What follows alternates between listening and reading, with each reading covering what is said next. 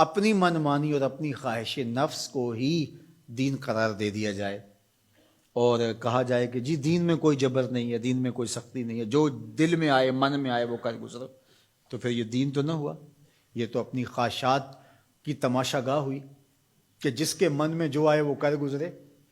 یہ تو چھوٹا سا گھر ہو 3 مرلے کا 2 مرلے کا، جھونپڑی ہو، ان جھونپڑیوں کے بھی اصول ہوتے ہیں، ان کے بھی ضابطے ہوتے ہیں۔ یہ 3 مرلے کے 5 مرلے کے سکول بنے ہیں، ان کے بھی ضابطے، ان کے بھی قوانین ہوتے ہیں۔ دیہاتوں کے ضابطے، جنگلوں کے آتے ہیں، جنگل میں کوئی قانون، لیکن جنگل میں بھی کوئی قانون ہوتا ہے، اس میں بھی کوئی ضابطہ ہوتا ہے۔ تو کیا اسلام کوئی لاوارث دین ہے کہ ہر بندہ اپنی خواہش کے مطابق منہ اٹھائے اور جو اس کا جی چاہے وہ کر گزرے، اور کوئی اسے پوچھنے والا نہ ہو، اس پر کوئی قدغن لگانے والا نہ ہو، اس پر کوئی پابندی لگانے والا نہ ہو؟ یہ کوئی لاوارث دین ہے؟ اس دین کی بنیادوں میں صحابہ اور اہل بیت کا خون ہے، خود رسالت مآب کا خون ہے اس کی بنیادوں میں، تو یہ کوئی لاوارث دین نہیں ہے۔ تو یہ تشریح خود ساختہ ہے، لا اکراہ فی الدین کا مفہوم، کہ دین میں جی کوئی جبر نہیں ہے۔ جبر سے یہاں مراد جو ہے وہ دین لانے میں کسی کو مجبور نہیں کیا جائے گا، باقی جب دین کوئی قبول کر چکا ہے تو پھر اس کے ضابطے، اس کے قوانین اس کو اختیار کرنے پڑیں گے۔ آپ 15 دن کے لیے وزٹ ویزے پہ کسی ملک میں جاتے ہیں اور آپ ان سے 100% اختلاف بھی رکھتے ہو، ان کے مخالفین میں آپ کا نام سر فہرست بھی آتا ہو، ان کے شہری نہیں ہیں آپ، لیکن 15 دن کے لیے آپ وہاں گئے تو وہاں لینڈ کرنے سے لے کر واپس آنے تک ان کے قوانین کے مطابق آپ پابند ہوں گے اپنی زندگی کو ڈھالنے کے۔ تو یار ایک ملک جو دنیا کے کسی گوشے میں ہے اور اس کے بنائے ہوئے انسانوں کے قوانین، آپ وزٹ کے لیے وہاں جاتے ہیں تو وہاں بھی آپ کو پابند ہونا پڑے گا۔ تو جس دین کو دل اور روح نے قبول کیا ہے اس کے ضابطے کیا قبول ہی نہیں کیے جائیں گے؟ منمانی اور خواہشات کی دنیا میں آباد رہ کے زندگی گزاریں گے تو پھر دین تو نہ ہوا۔ دین تو اپنی خواہشات کی قربانی کا نام ہے، اپنی آرزوؤں کو قربان۔ اسلام کا کیا معنی ہے؟ گردن نہادن، فارسی میں تسلیم کردن، سر تسلیم خم کر دینے کو اسلام کہتے ہیں۔ اسلام ماننے کا نام ہے۔ اسلام کے جو احکامات ہیں، ہمارے نفس پہ شاک بھی ہوں گے، ظاہر ہے کہ بہت ساری چیزیں ہوتی ہیں نفس پہ شاک ہوتی ہیں، لیکن جو قوانین اور ضابطے دیے جاتے ہیں اس کے جو انتہائی فوائد ہیں ان پہ نظر رکھی جاتی ہے۔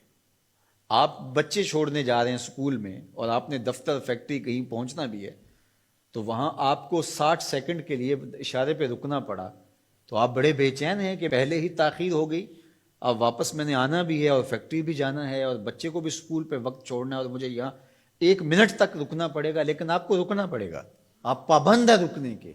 جنہوں نے یہ قانون و ضابطہ بنایا ہے وہ جانتے ہیں اگر ایسا نہ کیا جائے تو پھر یہ ٹکراؤ ہو، یہ تو اب 1 منٹ تاخیر سے پہنچیں گے، پھر یہ پہنچ نہیں پائیں گے، یہ یہاں سیدھا ہاسپٹل پہنچیں گے۔ اس لیے انہوں نے قانون بنایا ہی اس لیے ہے تمہارے فائدے کے لیے۔ تو شاک تو ہے نفس کے اوپر، لیکن تمہاری زندگی کی حفاظت کا ضامن ہے یہ قانون۔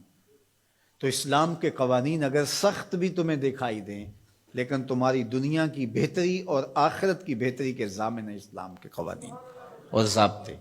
تو ان کے مطابق اپنے آپ کو ڈھال لینا ہی سربلندی اور سرفرازی ہے، اور جو اپنے آپ کو اس کے مطابق نہیں ڈھالتے تو وہ کبھی بھی اسلام کے ثمرات اور اسلام کے فیوز و برکات سے کبھی بھی مالا مال نہیں ہو سکتے۔ تو ایک پہلو یہ ذہن میں رکھیے گا کہ اس کا یہ مفہوم کہ دین میں سختی نہیں ہے۔ باقی اس کا یہ مطلب ہی نہیں ہے کہ دین کو لوگوں تک پہنچانے کے لیے آپ کے اندر تڑپ ہی موجود نہ ہو کہ ٹھیک ہے اسلام ایک سچا دین ہے، جو مرضی قبول کر لے، جو مرضی نہ قبول کرے۔ یہ اختیار ضرور دیا گیا ہے، لیکن میری اور آپ کی یہ انتہائی کوشش ہونی چاہیے کہ جس سے ہم محبت کرتے ہیں اس کی ہدایت کے لیے کوشاں ہوں اور اس کو خوبصورت دلائل کے ذریعے سے دین کی طرف راغب کریں، اور یہ پیغمبروں کی زندگی تھی۔ ورنہ وہ بھی کتاب چوک میں رکھ دیتے، اس کو پڑھ لو، جس کا جی چاہے اسلام لے آؤ، جس کا جی چاہتا ہے اسلام نہ لائے، بات ختم ہوئی۔ یا ایک مرتبہ کسی مجمع میں اعلان کر دیتے کافی، لیکن ایسا نہیں ہوتا، انہوں نے اپنی زندگیاں لگا دی، لوگوں کے سخت رویوں کے باوجود اپنی زندگیاں لگا دی۔ تو ہماری تو یہ عرض ہونی چاہیے پوری کائنات گیتی حضور کے گائے، ہماری یہ تمنا ہونی چاہیے، ہماری یہ عرض ہونی چاہیے۔ تو میں تو خطبہ سے اپنے یہاں پڑھنے پڑھانے والے سب کو کہتا ہوں کہ اپنی دعوت کا جو پیرایا ہے اس کو ذرا وسیع کرو.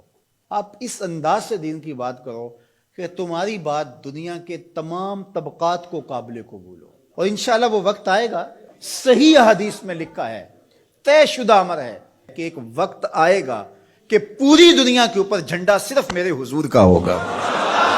پوری دنیا کے اوپر ہم نہ دیکھ سکے تو ہماری نسلیں ضرور دیکھیں گی انشاءاللہ، اور وہ وقت آ کے رہے گا.